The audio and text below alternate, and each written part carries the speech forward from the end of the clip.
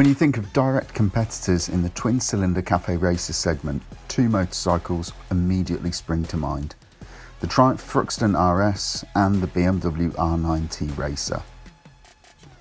Both bikes have the same ambition: to take a classically styled roadster, chuck in the latest tech and add some up-to-date manufacturing techniques. Then they need to get them to ride like a modern bike. To start with, let's look at what it will cost to get each of these machines in your garage in 2020. The BMW R NineT Racer S is the option we're focusing on here, which is coming in at £13,000, including the wire wheels, heated grips, chrome exhaust and LED indicators. That puts it bang up to the spec with the Thruxton RS, which also comes in at £13,000 on the button. If you wanted to add the uber cool torpedo fairing to the Thruxton, it will set you back about another £700 for the fairing and the associated mounting kit. Equipment wise, the Triumph looks to have the edge over the BMW with its superior shower big piston forks and Öhlins rear shock units, giving the rider a plusher and more comfortable feeling than the Marzocchi shod BMW. Out on the twisties, the 210kg Thruxton is an engaging and exciting bike to ride, perfectly in keeping with the cafe racer aesthetic of the machine.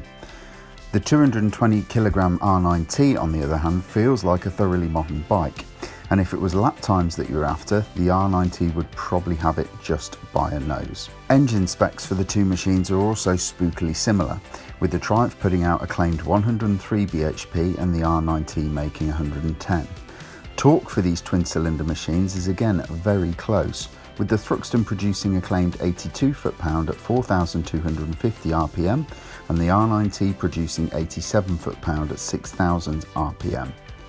Having spent time with both bikes, it again comes down to feel, and it's genuinely tough to choose between the two. The Triumph's 270-degree crank and offbeat delivery means it hooks up out of corners like few configurations of engines do, while the BMW dispatches with the apex of a bend in a typically understated and Bavarian way.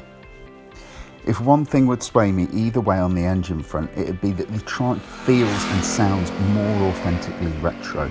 The BMW is a good engine, a great engine in fact, but it doesn't give you that hairs on the back of the neck feeling that you get from the Hinkley-built 1200cc unit. One big point to mention when talking about any retro-styled cafe racer is also the riding position. It has to be correct, and on that front, both bikes have it spot on. Although one bike makes it a little bit easier to live with on a day-to-day than the other. The BMW's clip-on handlebars and seat feel like they're almost at the same level, forcing you either into a racing tuck with your chin on the tank or a straight-armed and tiring position with your knees bracing either side of the fuel tank. The Triumph, on the other hand, is much more relaxed, and you seem to sit in the bike as opposed to on top of it like you do on the R NineT. It's comfy, but still in keeping with the cafe racer aesthetic, and it allows you to ride the bike just as hard because of it. Finally, and for some, most importantly, you have to look at the detailing and the fit and finish of the two bikes in question. This is always something that Triumph has got so right on all of their modern classic machines.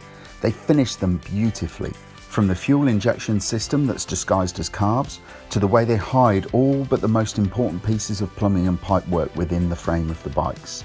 It's a small thing and one that not many people will notice, but it adds such a lot to the bike when you actually sit down and take a good long look at it. Nobody wants to look at a bike like this and see a wiring loom snaking down the side of the engine. Lambda sensors, they're ugly bits of kit on a bike, and they ruin the illusion. Hiding them away just makes the bike look so much better overall.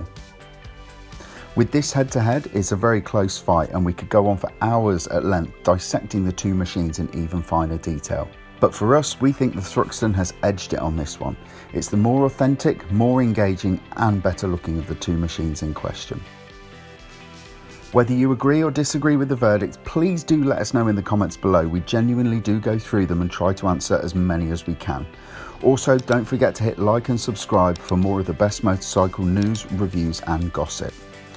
Don't forget to let us know which bikes you want to see in our next head-to-head contest.